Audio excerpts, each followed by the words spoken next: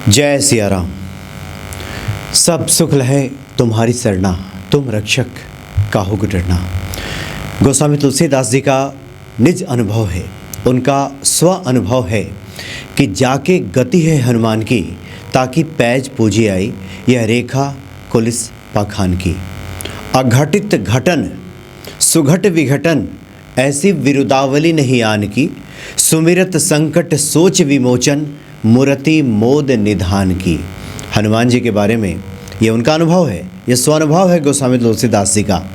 कहते हैं कि जाके गति है हनुमान की, जिसको सिर्फ और सिर्फ हनुमान जी का सहारा है, जो हनुमान जी की शरण में है, चारों तरफ से जिसका ध्यान हट करके हनुमान जी के श्री चरणों में लगा है, ताकि पैज पूजी आई, यानी उसकी प्रतिज्ञा तो पूरी ही समझिए। जो व्यक्ति हनुमान जी की शरण में है, जिसको हनुमान जी का सहारा है, उसकी समस्त मनोकामनाएं पूर्ण हो जाती हैं। ऐसा गोस्वामी तुलसीदास जी ने कहा है, उसकी प्रतिज्ञा पूरी हो जाती है। जो संकल्प लेता है वो संकल्प पूरा हो जाता है। यह रेखा कुलिस पाखान की। इतना ही नहीं, गोस्वामी तुलसीदास जी कहते हैं कि ये पत्थर पे लिखी हुई लकीर समझिए, ये अमिट है।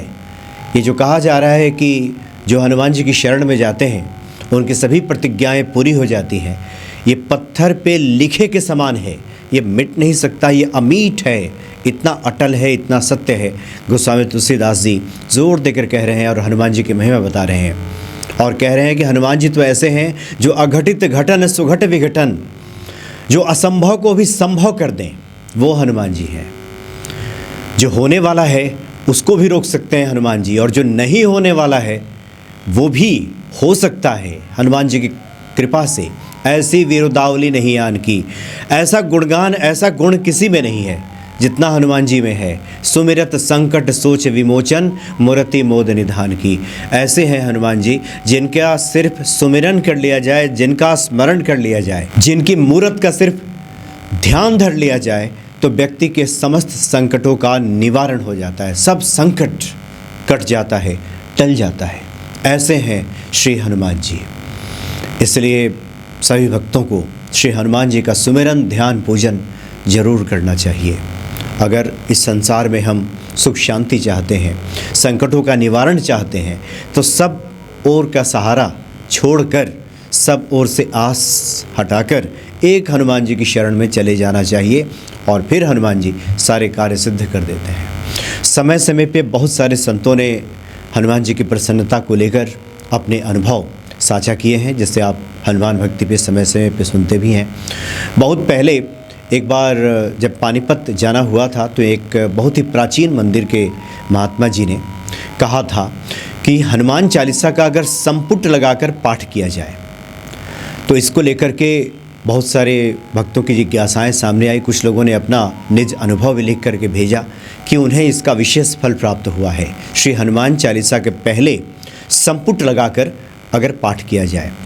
उसके बाद बहुत सारी जिज्ञासाएं इस बात की भी आई हैं कि संपुट लगाते कैसे हैं। कुछ लोगों ने पूछा है कि क्या प्रत्येक चौपाई में संपुट लगाया जाता है, या पूरे हनुमान चालीसा के पहले एक बार संपुट लगा लें और फिर आखिर में संपुट लगा लें। बहुत से लोगों ने ये जानना चाहा है संपुट क्या है, क्या कहते हैं, संपुट कहते किसको हैं, संपुट का मतलब क्या होता है। संपुट का मतलब होता है बांध देना, आगे से और पीछे से। संपुट का मतलब अंजुली भी है, संपुट का मतलब एक दोना भी है, कटोरा भी है।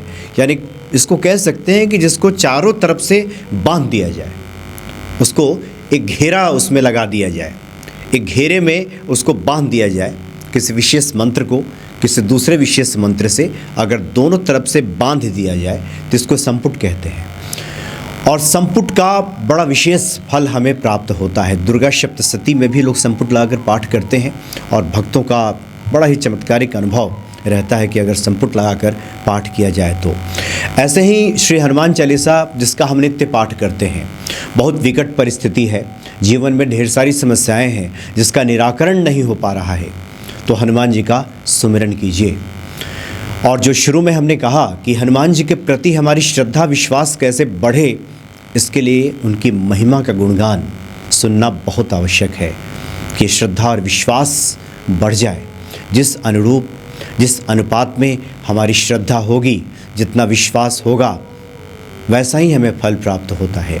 इसलिए पहले हम महिमा को समझ लें और उसके बाद हम हनुमान जी की पूजा में उतरें। तो ये जो हमारा प्रेम है और श्रद्धा है, जितना ही मजबूत होगा, हमारी श्रद्धा जितनी गहरी होगी, उतनी ही जल्दी हनुमान जी कृपा कर देंगे। इसलिए गोस्वामी तुलसीदास जी ने शुरू में ही कह दिया है कि जिसको सिर्फ और सिर्फ हनुमान जी का सहारा है, इधर उधर की बातों से हट करके जो हनुमान जी की शरण में चला गया है, उसकी प्रतिज्ञा पूरी हो जाती है। वो जो चाहता है, जो सोचता है, सब पूरा हो जाता है। और ये पत्थर पर लिखे हुए लकीर की तरह है।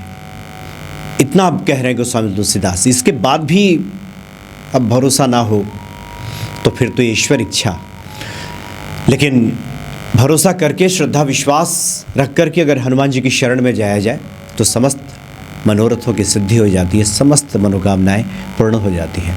तो महात्मा जी ने कहा कि अगर संसार में हम विकट परिस्थिति में हैं, संकटों में फंस गए हैं, कोई रास्ता नहीं मिल रहा, दुर्गम कार्य हमारे सामने आ खड़ा हुआ है जो कि पूरा नहीं हो रहा है, उसके लिए एक महा उपाय है श्री हनुमान चालीसा का। एक बहुत ही प्रसिद्ध जो चौपाई है, सुंदरकांड के पहले जब आप पढ़ते हैं किष्किंधा कांड का, जिसमें जामवंत जी हनुमान जी से कहते हैं कि पवन तनय बल पवन समाना, बुद्धि विवेक विज्ञान निधाना, कवन सुकाज कठिन जग माही, जो नहीं होई तात तुम पाही। अगर इसका संपुट लगाया जाए श्री हनुमान चालीसा में, महात्मा जी का यह निज अनुभव है। उनका कहना है कि जिन जिन भक्तों को उन्होंने बताया, सबके मनोरथ पूर्ण हुए, सबके सिद्ध हुए। बहुत सारे लोगों ने लिख कर के भेजा है कि उन्होंने भी किया है और उनके जीवन में काफ़ी कुछ बदला है। हनुमान जी की भक्ति बढ़ी ही है, जीवन में बहुत सारी अनुकूलताएं प्राप्त हुई है, जीवन अब सुख चैन से गुजर रहा है, हर प्रकार का जो भय है वो समाप्त हो गया है, जीवन निर्भयता की ओर आगे बढ़ रहा है। और जीवन में जब निर्भयता आने लगे, हर प्रकार के भयों से हमें मुक्ति मिलने लगे, तब समझिए कि हनुमान जी की कृपा हमें प्राप्त हो रही। इसके पहले भी हमने कहा था कि और कुमति अगर हटने लगे, जो अच्छे आचरणों में हम उतरने लगें और जो हमारे बुरे आचरण हैं वो कम होने लगें, ख़त्म होने लगें, और एक सुमति आ जाए, अच्छी मति, जिसको कुछ लोगों ने और विस्तार से लिख करके मेरे पास भेजा है, जिसको आजकल अंग्रेजी की भाषा में एक शब्द कहते हैं राइट वे ऑफ थिंकिंग, सही दिशा में सोचना, सही दिशा में कार्य करना। ये चीज़ें बढ़ने लगती है आप हनुमान जी की शरण में जब जाते हैं तो महात्मा जी ने कहा कि आप 11 दिन या 21 दिन का अनुष्ठान लीजिए। जब शुक्ल पक्ष आ जाए तो शुक्ल पक्ष के मंगलवार से इसको शुरू कीजिए। एक दिन पहले तैयारी कर लीजिए इसकी, फल फूल मिष्ठान वगैरह मंगा लीजिए घर में, और हनुमान जी की जैसे पूजा की जाती है, कई बार चर्चा की गई है, उस हिसाब से पूरी तैयारी कर लीजिए। दीप बाती वगैरह का, घर में हनुमान जी विराजमान हैं, साफ सफाई पहले कर लीजिए और शुक्ल पक्ष के मंगलवार से इसको शुरू कीजिए। हनुमान जी का जब पूजन कर लें, पहले गणेश जी का पूजन करके, उसके बाद फिर भगवान राम का पूजन करके, हनुमान जी का सुमिरन करके, और हाथ में जल लेकर के संकल्प लीजिए, जल ले लीजिए, पुष्प ले लीजिए और हनुमान जी संकल्प कीजिए कि मैं 11 दिन या 21 दिन का एक अनुष्ठान के तौर पे मैं संपुट पाठ हनुमान चालीसा का करने जा रहा हूँ। और श्री हनुमान जी, हमारी ये प्रार्थना है, ये मनोरथ है, ये संकट है, ये दुविधा, ये परेशानी जीवन में आ खड़ी हुई है, जिसका कोई रास्ता नहीं मिल रहा। आप रास्ता सुझाएं, आप रास्ता दिखाएं, आप तो संकट मोचन हैं, आप मेरे संकटों को दूर करें, ऐसा प्रार्थना करके उसके बाद आप श्री हनुमान चालीसा का पाठ शुरू कीजिए। तो जब हम हनुमान चालीसा का पाठ करते हैं तो सबसे पहले जो पढ़ते हैं श्री गुरु चरण सरोज रज निज मन मुकुर सुधार, यहाँ से हम शुरू करते हैं हनुमान चालीसा में। लेकिन अब संपुट लगाना है तो पहले हम पढ़ लेंगे कि पवन तनय बल पवन समाना, बुद्धि विवेक विज्ञान निधाना, कवन सुकाज कठिन जग माही, जो नहीं होए तात तुम पाही। फिर पढ़ेंगे श्री गुरु चरण सरोज रज निज मन मुकुर सुधार, बरनौ रघुबर बिमल यश, जो दायक फल चार। फिर यहाँ संपुट लगा देंगे, पवन तनय बल पवन समाना, बुद्धि विवेक विज्ञान निधाना, कवन सुकाज कठिन जग माही, जो नहीं होई तात तुम पाही। और फिर हनुमान चालीसा में अगला जो चौपाई है पढ़ना शुरू करेंगे। और फिर जब जो चौपाई खत्म होगी तो फिर हम पवन तनय बल पवन समाना, बुद्धि विवेक विज्ञान निधाना, इस तरह से प्रत्येक चौपाई के, दोहा के और चौपाई के आगे और पीछे यानी उसके ऊपर उसके नीचे। जब हम पवन तनय बल पवन समाना बुद्धि वेग विज्ञान निधाना कवन सुकाज कठिन जगमाही जो नहीं होई तात तुम पाही का अगर हम उच्चारण करेंगे पढ़ेंगे तो ये संपुट है, आगे से भी पीछे से भी इसको बांध दिया गया है। अब इसका विशेष फल हमें प्राप्त होता है। निज अनुभव है भक्तों का कि जिन जिन लोगों ने इस तरह से किया है हनुमान चालीसा का पाठ, वैसे तो बहुत सारे पाठ है समय समय पे बताए जाते हैं। अब इसमें किसी प्रकार के भ्रम में पड़ने की आवश्यकता नहीं है कि एक आप कर रहे हो तो उसको तुरंत छोड़ दिया और फिर दूसरा शुरू कर दिया, ऐसा नहीं। जिस भी आप पूजा पाठ में लगे हैं, जिस अनुष्ठान को भी आपने शुरू किया उसको पहले पूरा कर लीजिए, 2-4 दिन का विराम दे दीजिए और उसके बाद फिर हनुमान जी के प्रति श्रद्धा भक्ति बढ़ाते हुए फिर उसके बाद इस अनुष्ठान को कीजिए।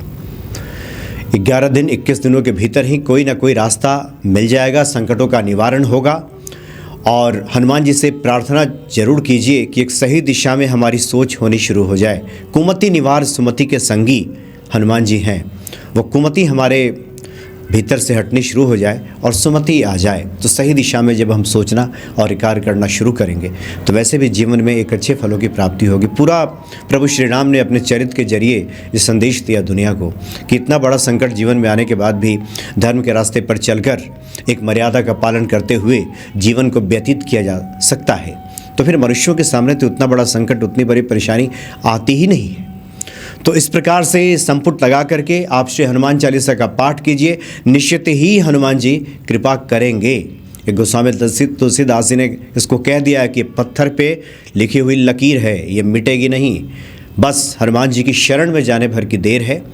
सब ओर से आस छोड़कर एक शरणागत हो जाने भर की देर है, उसके बाद तो ताकि पैज पूजी आई यह रेखा कुलिश पाखान की। उसकी प्रतिज्ञा पूरी ही समझिए, वो जो भी प्रतिज्ञा लेगा वो व्यक्ति, उसकी प्रतिज्ञा पूरी हो जाएगी। और मनोरथ जो कोई लावे सोई अमित जीवन फल पावे। इतना भरोसा आप दे रहे हैं गोस्वामी तुलसीदास जी।